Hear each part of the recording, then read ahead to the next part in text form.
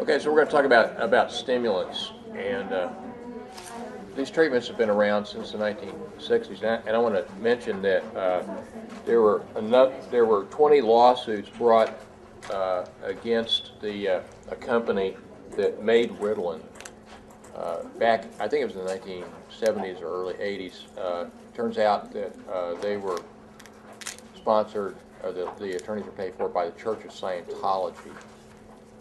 All 20 lawsuits, and there's been this ongoing battle between the American Psychiatric Association and the Church of Scientology, and so it's just,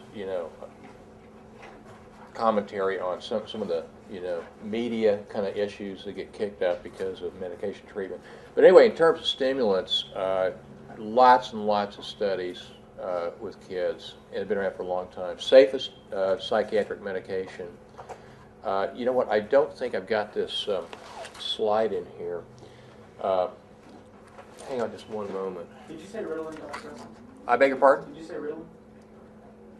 For this here? You said Ritalin, right? Well, stimulants. Okay. I mean, we're looking at there's a whole bunch of different stimulants. There's a slide that I didn't include. Let me just mention this, okay? And that is, there have been 25 deaths of children, Canada and the United States, in the last 10 years. These kids are taking stimulants, and it caused concern.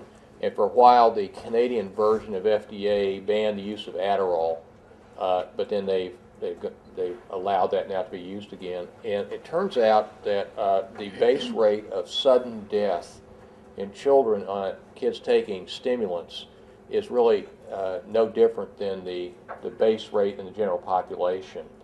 And every one of these cases, on autopsy, they found that the kids had evidence of pre-existing, actually pretty severe cardiac disease that had been undiagnosed before starting treatment. And so here's what you need to do to just absolutely make sure that it's not going to put kids at risk, because stimulants increase heart rate a little bit, increases blood rate a little bit. So for most kids, it's no big deal. But if you have a family history of cardiac disease, also a family history of sudden infant death syndrome, okay, then those are risk factors, okay? Or if you have any of the following symptoms, okay? One is called syncope, which is unexplained fainting, okay? Where people just lose consciousness and faint. If you have rapid heart rate, if there's been a history of fetal alcohol or other substance abuse exposure, then these are risk factors that suggest that you need to do cardiac screening before prescribing a stimulant. And it's as simple as getting an EKG. And if that comes back normal, then you can prescribe the stimulants, and there's really no problem at all. Okay. One reason I want to mention that is this is, again, one of those things where if parents get on the internet, they may see, ooh, look, a sudden death associated with the use of Adderall or Ritalin or what have you, and that's the current state of affairs. So FDA, their position on it is there's no reason to think that these are unsafe medications. In fact, again, they're the safest medicine in all psychiatry. Yeah? What did you call it when the person faints easily? What's the term? It's called syncope. Okay. Mechanism of action. All of the stimulants are dopamine reuptake inhibitors. Okay. In addition, though, amphetamine, it's a dopamine reuptake inhibitor, but amphetamine also increases the rate of the release of dopamine. Okay. And so, just like, with the serotonin reuptake inhibitors and that kind of stuff, fast action, usually you take a stimulant and within 45 minutes to an hour, It's up in the brain. It's blocking dopamine receptors. So guess what? It just allows for the accumulation of more dopamine in the synapse rapidly. And as long as that is sustained, as long as the drug is active, then it normalizes brain functioning in the frontal lobes. Okay. Yeah. So that's 45 minutes to an hour Yes. until there's more dopamine at the synapse level? Right. Okay. Right, and that's exactly when you see the onset of behavioral changes. And if you ever work with kids with ADHD, but it's dramatic. I mean, it's huge. Okay, so there are 3 classes of stimulants, and methylphenidate is Ritalin. But then there are a lot of Ritalin clones. You can look in your quick reference to psychiatric medications, and you'll see drugs like Concerta, Metadate, Focalin, and so forth. They're all derived from the same molecule, methylphenidate. They differ in terms of whether they're immediate release or if they are sustained release and that kind of stuff. But the compound itself is the same thing. Dextroamphetamine is Dexedrine, okay, and it's been around for a long time. And amphetamine is Adderall, okay. Adderall has actually 2 variants of amphetamine. Actually, this is just hard to believe, but FDA has approved the use of methamphetamine for the treatment of ADHD. Nobody in their right mind would prescribe it, you know, because even though it works for treating ADHD, you know what's going to happen? Their parents are going to take it, or the kids are going to sell it, you know, or something like that. So, anyway, Vyvanse is a prodrug, okay, and if you remember, a prodrug is a drug that doesn't become active until it is metabolized in the liver. And so this drug is a stimulant, but you can't abuse it by smoking it or snorting it or injecting it into a vein, okay? And the drug company came out with this thinking that it would result in less abuse potential for that reason. It has to be swallowed, go through the liver, and then it is metabolized into the drug that works. It's a prodrug.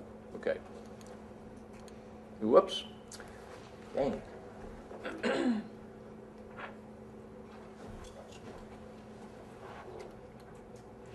Daytrana is methylphenidate, which is Ritalin, but it's in a transdermal patch, like the nicotine patch. You put it on your skin, and you have to replace it every day. Now, I don't really know that this is going anywhere because of this. It requires 3 hours before it reaches therapeutic blood levels, and usually kids wake up and you know, they're wild and they're making funny noises and bugging everybody until the Ritalin or Adderall gets in their brain 45 minutes later, and then they're okay till it wears off. What you'd have to do here is you'd have to give it to the kid. You have to sneak into their bedroom, like at, you know, 5 in the morning or something like that, you know, and stick a patch on. Some parents probably do that. I mean, sometimes, especially with severe ADHD, that first hour in the morning is just, it's really, you know, it's bad news. But anyway, it may just be a marketing kind of thing, trying to, you know, make more money. So what would be the benefit of that? I don't know what the benefit is at all. Oh, okay. Okay. Benefit is the drug company makes more money. Yeah. Okay, now, if you look at cross studies, these are impressive outcomes. Okay, if you just treat kids, this assumes that they really have ADHD. Okay, with appropriate doses, which are high doses, okay, stimulants, 72% have good to excellent responses. Systematic trials, it goes up to 92%, and I'll talk about that in just a minute. When the drug is in their body at adequate blood levels, somewhere between 1/2 and 2/3, they look completely normal in terms of their cognitive functioning, impulse control, and so on and so forth. And look at the effect size. Again, one of the highest that you find in psychiatry. Now, however, if you give it to kids that are really young, and you better believe it, some people are getting treatment for kids that are 3 and 4 and 5 years old, the response rate is much lower, but you see it starts increasing, and by about the age of 6 or 7, now you're up to these rates here. And the likelihood is this is because the dopamine system is still coming online maturationally, so it's not it's not able to have an impact because the system itself isn't really fully operational yet, but good outcomes. Now, this is what you see in a number of different kinds of studies where they look at metabolic brain functioning. Over here on the left-hand side, it looks like there's a hole in the brain in the left frontal lobe and also other areas in the left hemisphere, but it's not a hole in the brain. This is just a particular part of the brain where the metabolic activity is way below normal, okay? In 1 hour after taking a stimulant, it's become completely normalized. So for all practical purposes, most of these kids, once the drug is really on board, they can function just fine. The downside is that the drug wears off, and you can't take it late in the afternoon or evening because it'll keep you awake. And so that's where there were problems. But when it's there during the daytime, then the results are very impressive. Okay, now I thought I had another slide in here. Maybe I didn't, but let me talk about this for just a minute. What's been found is that gosh, why didn't I put that slide in? Well, I'll just tell you about this. Okay, what's been found is that 38% of kids who are given a stimulant, if you do trials on the different classes of drugs, one of those drugs will stand out as being the best, okay? The rest of kids, which is the majority, about 2/3 of kids, they're equally effective. Now this is not uncommon in psychiatry to say, well, yeah, but they all supposedly work the same way, so why aren't they equivalent? And the answer to that question is who knows, okay? But here's the practical reality of this, okay? What happens is you get a kid, and maybe they've been, a huge behavioral problem for years, and so finally the parents take them in, and the pediatrician gives them, and let's just say Ritalin. It could be any of the drugs, or Adderall, but let's say they give them Ritalin, and they go home, and they give them the medication, and within an hour it's like, whoa, why didn't we do this 2 years ago? And so they stay on the drug, and it works, and continues to work, and parents and teachers and everybody are pleased with that. But what you don't know is, could this kid be in that group, third of kids, that actually might do better on Adderall? Because the success of this is so good that you just stay with it. I mean, why try to fix something that's not broken?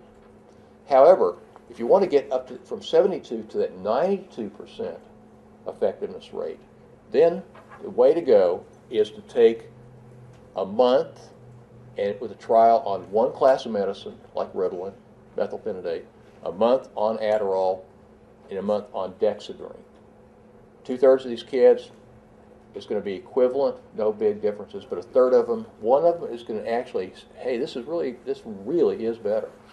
Now, if you do that and you multiply that times the years, with a child's life, grade school, junior high, and beyond, the effect could be significant.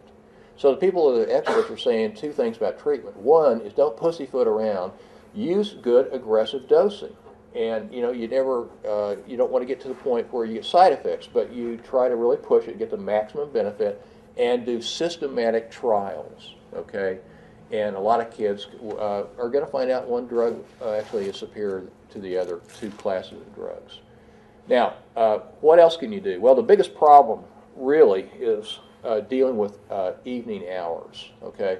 Because it's not just about getting homework done, but it's because absolute chaos occurs in many of these families at night because the kid is, really out of control. And somebody, I don't remember, at the conference said, hey, you mix siblings and ADHD and it's explosive. And so it really makes a big difference. So it would be nice to be able to have a drug you could use that's going to provide a benefit in the evening, but again, you can't take stimulants because they'll keep you awake at night. So this is where antidepressants can be effective. The two antidepressants are Wellbutrin and Strattera, and we'll talk about each one of those. Also, just as an adjunct or augmentation, you can add alpha-2 agonist, which would be clonidine or guanfacine. And actually, these drugs can cause sedation. So you can use it. For instance, some people have some side effects of having trouble going to sleep. They don't quite get all the stimulant out of their system, so they have some trouble with initial insomnia. Give them clonidine and make them tired to go to sleep. The clonidine itself actually reduces especially impulsivity and aggression. So it's not rare that you'll see that used in combination with stimulants. What was the second one? Clonidine And guanfacine, and guanfacine? yeah.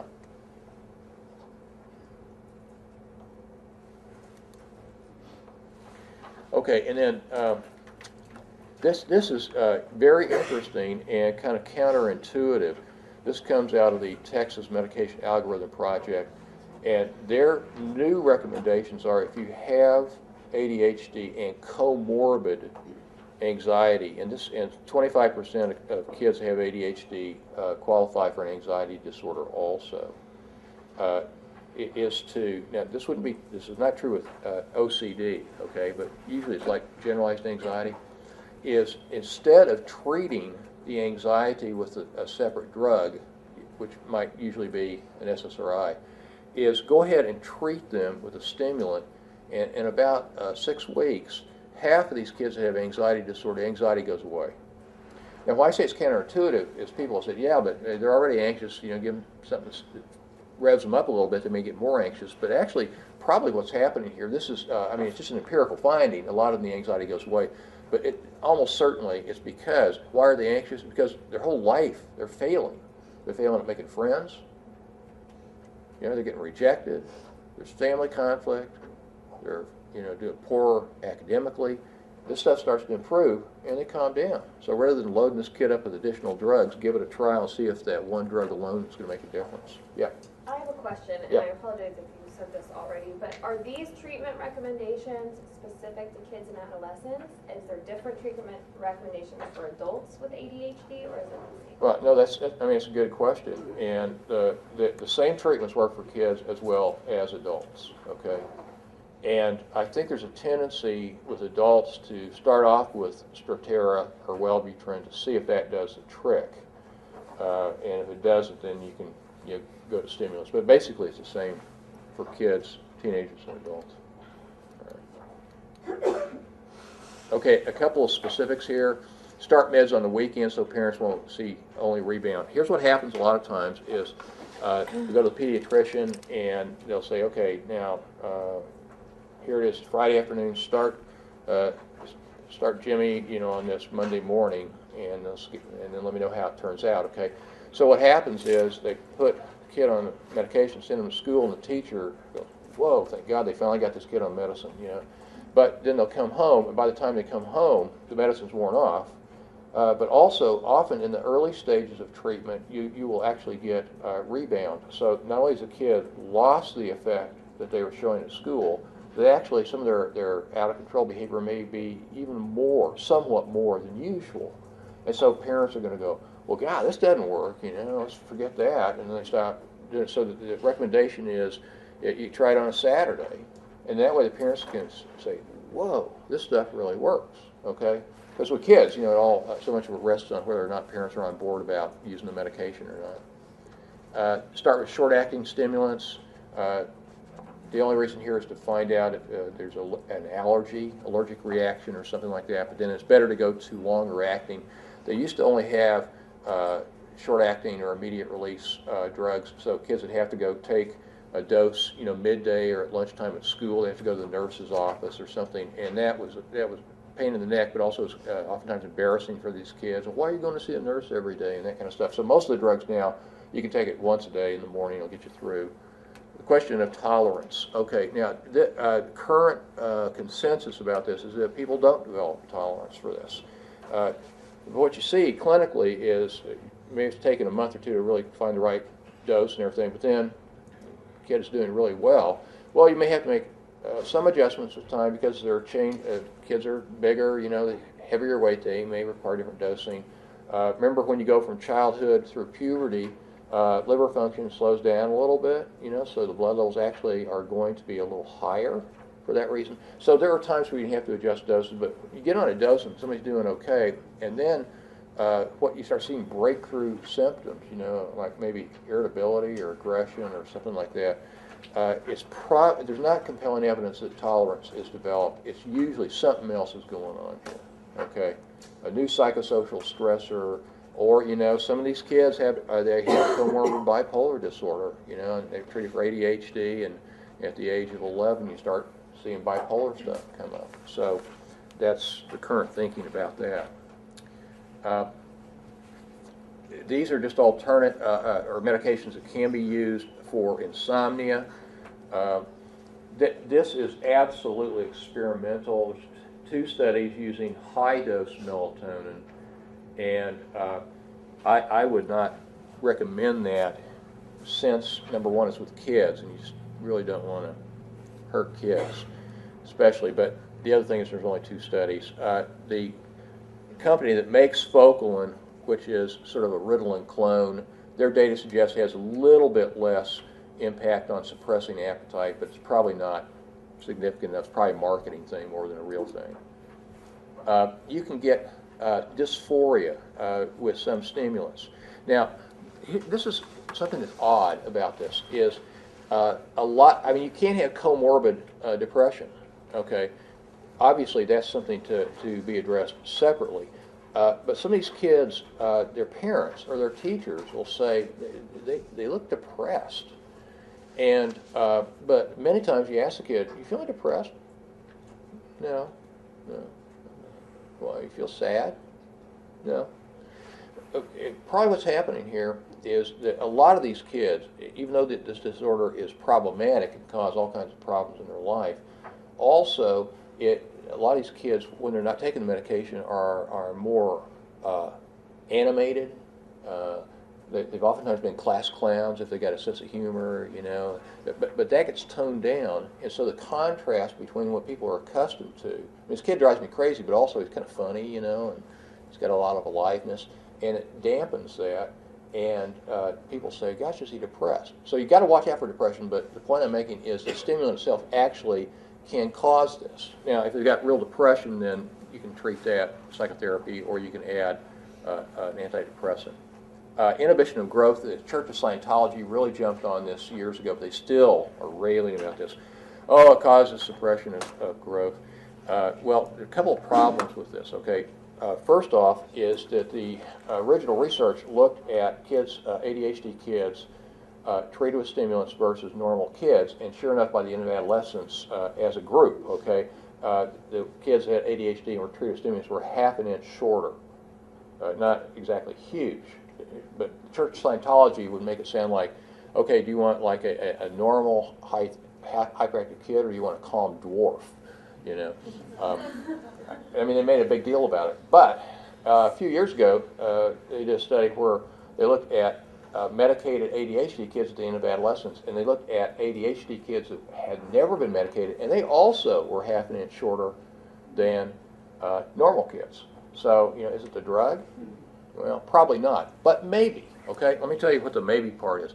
If somebody's being given really high doses, and most of the time that's not necessary, okay, but I'm talking about just huge doses, there can be enough of the drug in their system at nighttime that it interferes, especially with their ability to go into slow wave or deep sleep during that first episode of slow wave sleep at night.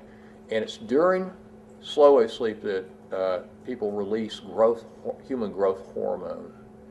And so the truth is there probably are some kids who are taking mega doses that actually it is interfering somewhat with their growth by inhibiting the release of growth hormone. But that's absolutely the exception rather than the rule.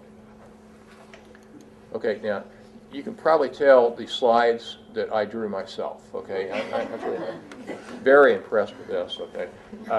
Let me show you something. Here, what we're looking at is cognitive functioning, okay? This is poor cognitive functioning, and then it gets better, okay?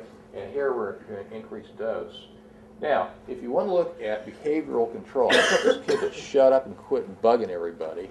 If you keep pushing the dose, you keep getting more and more positive response. And this kid, you know, now isn't bothering anybody. In fact, they may be looking like they're going to sleep, okay? And if you get too high a dose, the most common side effect is this kids get sleepy. Again, it seems counterintuitive with the stimulant, right? But what happens is you reach a certain point in dosing, and you start to actually get cognitive impairment. Okay? So the name of the game is we want these kids to be able to function. And yeah, it probably is going to be good for them to not have as much hyperactivity. But if the drugs, and this would be an inappropriate use of the drug, is just behavioral control. If they push the dose too much for behavioral control, they actually start paying a price in terms of the ability for cognitive function. Okay, does that make sense?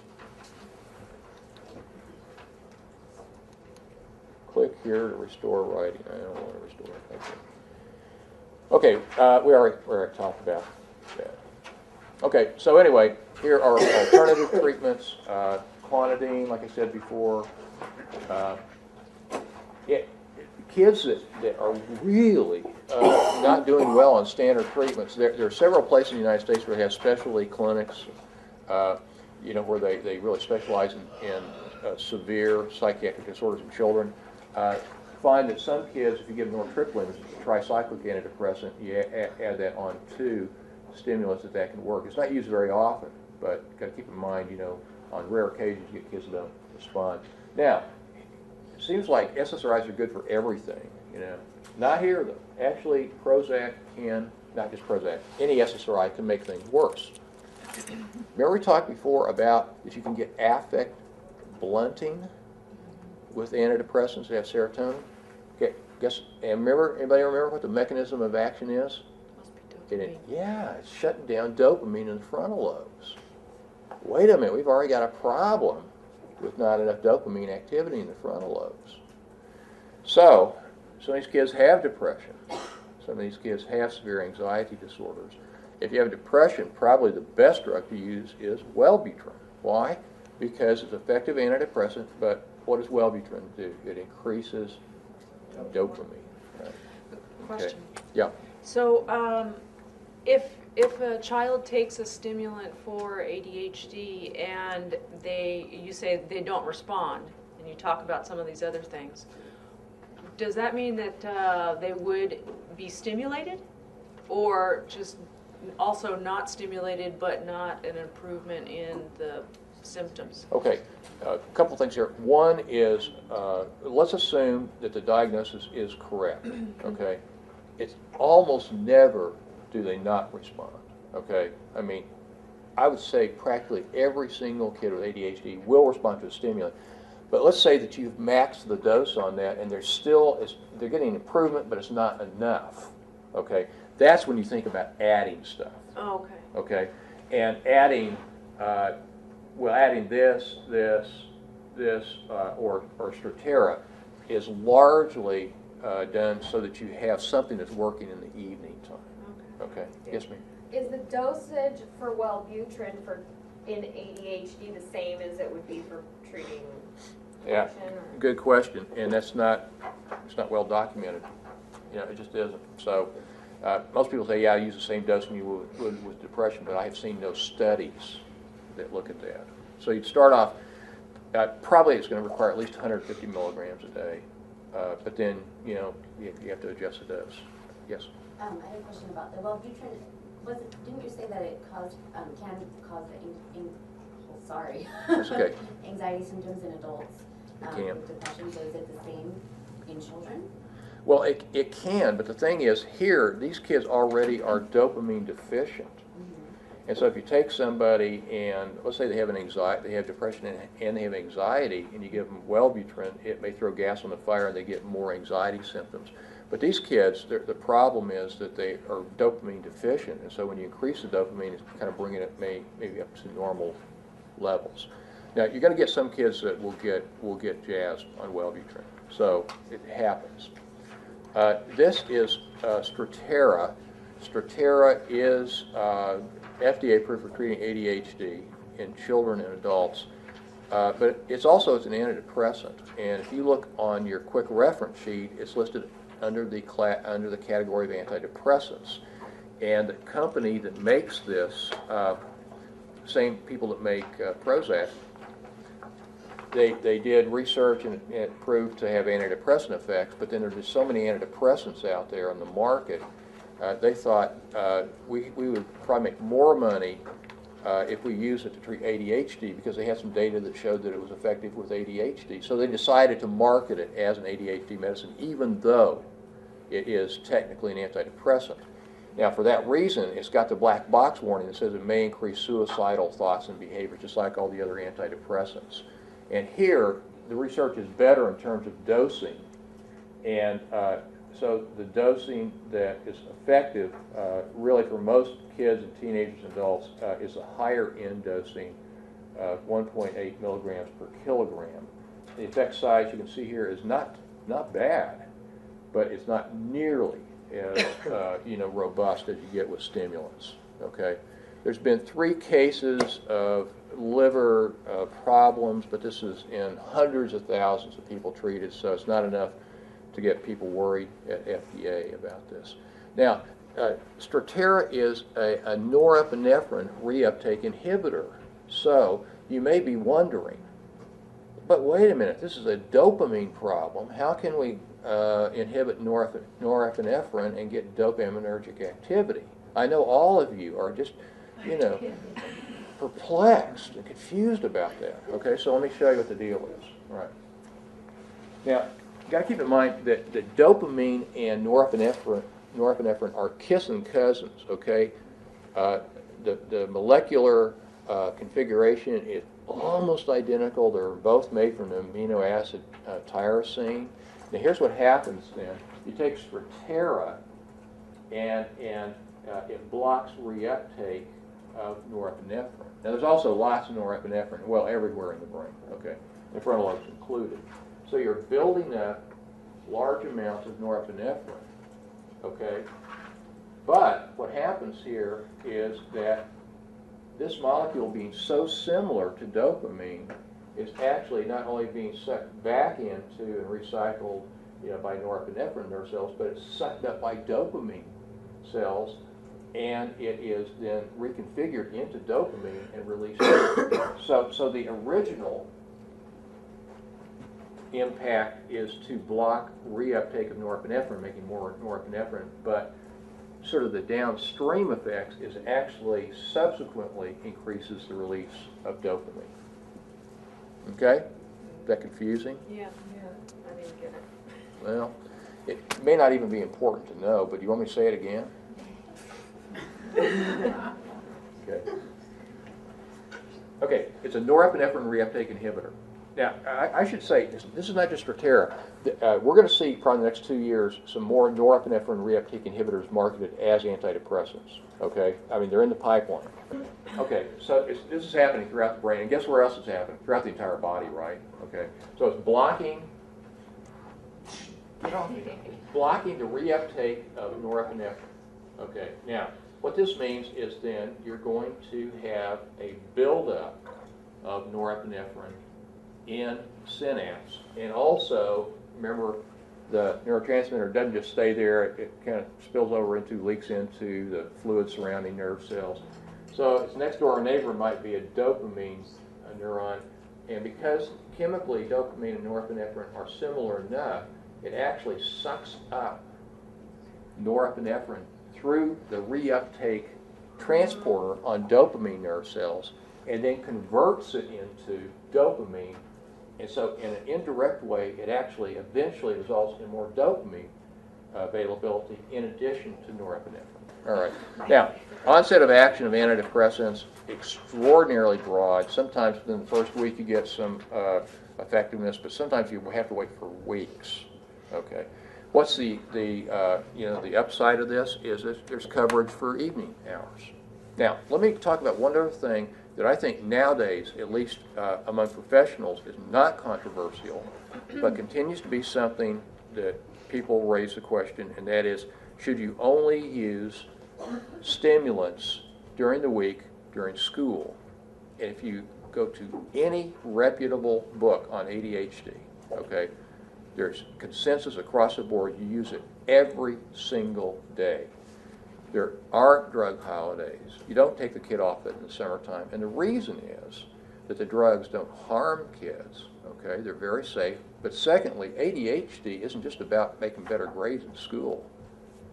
It's about being able to make friends.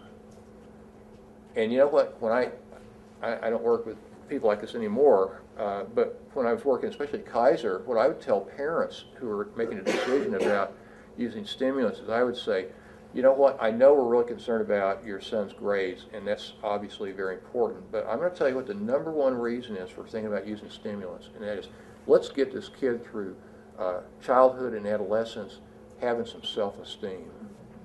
And the icing on the cake is doing better in school. Because if everybody rejects you, there's always conflict, you know, that really hits kids hard. Okay? If the drug were dangerous, if it had significant side effects, it might be a reason for taking them off, but that's not an issue.